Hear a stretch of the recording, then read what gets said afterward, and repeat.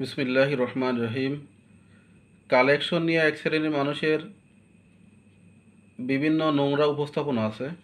তাদেরকে বলবো, আপনারা 3 দিনে স্কুলের যে অনুষ্ঠান করেন, এই ঠুনকো অনুষ্ঠান করতে গিয়ে শত শত মানুষের দ্বারে দ্বারে আপনারা হাত পাতেন।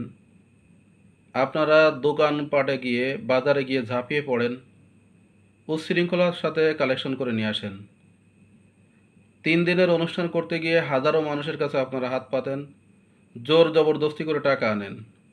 এই টাকা আনার নাই কোনো রসিদ, খরচের নাই কোনো নির্দিষ্ট ভাউচার, এবং এই টাকার কোনো অডিটও হয় না।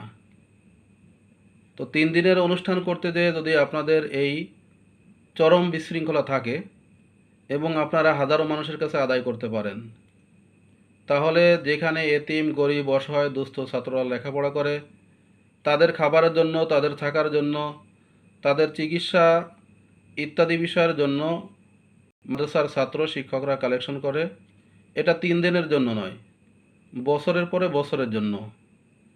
কোনো কোনো সিজনে বিভিন্ন কালেকশন করা হয়। মুসলমানরা তারা আগ্রহের সাথে এটা দান করে থাকে। তো সেই কালেকশনকে একদম নোংরা ভাষায় উপস্থাপন করা হয় যে ভিক্ষা করা হয়, দ্বারে দ্বারে হাত পাতা হয়। কিন্তু আমাদের থেকে তো আপনারা বেশি দ্বারে দ্বারে হাত পাতেন। আপনারা তো বেশি মানুষের কাছে যান। না দেখেন হিন্দু, না দেখেন মুসলিম, না দেখেন জেলে, না দেখেন মুচি, না দেখেন মেথর, সবার কাছে গিয়ে আপনারা হাত পাতেন।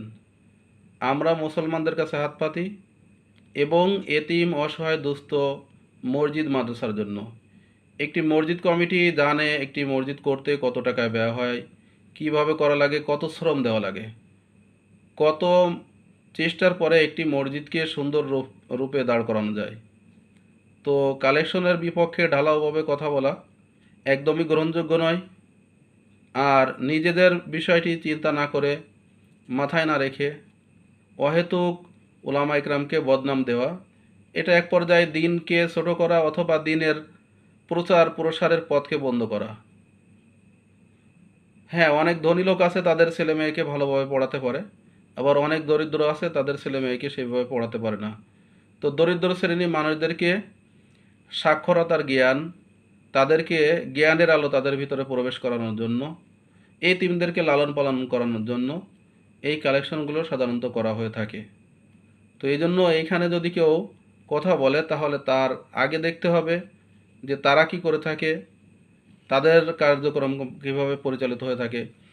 কোনো এলাকায় যখন নতুন স্কুল হয়, এর বাড়ি থেকে বাঁশ কাটা হয়, ওর গাছ থেকে ডাল কাটা হয়, ওর বাড়ি থেকে গাছ কাটা হয়, এর কাছে 5 খান টিন চাওয়া হয়, ওর কাছে 200 ইট চাওয়া হয়। এইভাবে একটা নতুন স্কুল শুরু হয়। তো নতুন স্কুল শুরুর জন্য যদি এভাবে কালেকশন করা যায়, তাহলে মাদ্রাসার জন্য যাবে না কেন? সেটাও একটা প্রতিষ্ঠান, এটাও একটা প্রতিষ্ঠান। এরপরে স্কুল সরকারি হয়ে যায়, সরকার ব্যয়ভার বহন করে। আর মাদ্রাসাগুলো সরকারি হয় না, ব্যয়ভার বহন করে না। এখন মাদ্রাসা সরকারি হয় না কেন? মাদ্রাসা সরকারি করা হয় না, দুর্গা পূজার বন্ধ, কালী পূজার বন্ধ, অমুসলিম শিক্ষক, এরপরে সরকারের নানামুখী যে অন ইসলামিক কৃষ্টি কালচারগুলো চাপিয়ে দিতে থাকে। এই দিবস সেই দিবস, যেই দল ক্ষমতায় যায় তাদের প্রভাবশালী নেতাদের জন্ম মৃত্যু, বিভিন্ন অনুষ্ঠান, কৃষ্টি কালচার পালন করা লাগে। যারা এর সাথে জড়িত আছেন, যারা স্কুল কলেজে পড়ছেন, ভালোই জানেন আমাদের থেকে। তো ওয়ান ইসলামিক কৃষ্টি কালচার যাতে মাদ্রাসার ভিতরে না আসে, মাদ্রাসার ভিতরে যাতে ঢোল তবলা না বাজে, মাদ্রাসার ভিতরে যাতে অমুসলিম শিক্ষক প্রবেশ না করে, এই কারণে মাদ্রাসাগুলো আরও বিভিন্ন কারণে সরকারি হয় না। তো সরকারি না হওয়ার কারণে এই মাদ্রাসাগুলো পরিচালনার দায়ভার আমাদেরই। তো আমাদের দায়ভার থাকার কারণে আপনি একজন মুসলিম এই হিসেবে আপনার কাছে যাওয়া হয় অথবা বলা হয়। তো সেটাকে একদম ছোটোখাটোভাবে উপস্থাপন করা, নোংরা ভাষায় কথাবার্তা বলা, এটা সম্পূর্ণ বিকৃতি মানুষের, ইসলাম বিদ্বেষী মানুষের কথার সুরের সাথে সুর মিলে যায়, ইসলাম বিদ্বেষী মানুষের তালের সাথে তাল মিলে যায়। এজন্য আমরা যে কথাবার্তা বলবো, যাতে আমাদের কথাটা দ্বীনের সাথে সাংঘর্ষিক না হয়, ইসলামের সাথে সাংঘর্ষিক না হয়, অথবা ধর্মীয় প্রতিষ্ঠানগুলো বন্ধের উপক্রম না হয়, এই দিকে আমরা খুব খেয়াল রাখবো।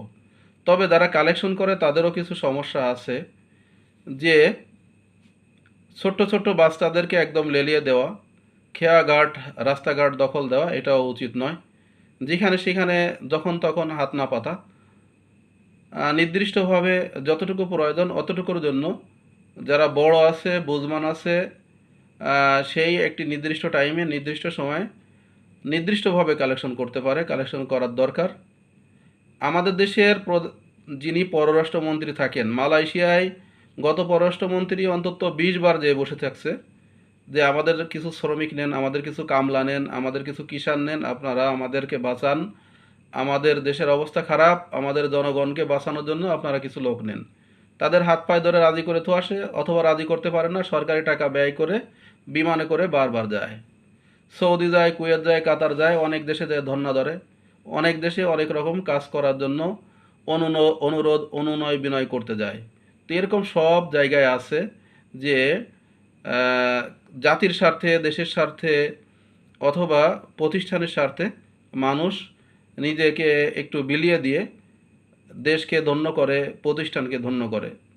তো আমরা পার্সোনালভাবে, আমরা যারা শিক্ষক আছি অথবা আমরা যারা সুস্থ আছি, আমাদের হাত পা আল্লাহ যাদেরকে ভালো দিয়েছে, আমরা তো ব্যক্তিগত কারণে কারোর কাছে হাত পাততে কখনো রাজি নই। এমনকি দোকান থেকে বাকি আনতেও আমাদের লজ্জা লাগে। তাহলে আপনি ঢালাওভাবে আমাদেরকে ছোট করার চাইলে আপনার ঈমান থাকবে কিনা, অথবা আপনি আমাদের পরে মিথ্যা অপবাদ দিচ্ছেন কিনা, এটা খুব আপনার ভাবার দরকার। এবং আপনি কে, আমি কে বা আমরা কে, আপনারা কে, সবটাই ভাবতে হবে। যে আপনি নবাবজাদা আর সকলে ফকিরনি এরকম ভাবলে হবে না। আল্লাহ তাআলা আমাদের সকলকে সঠিক বুঝ দান করুক।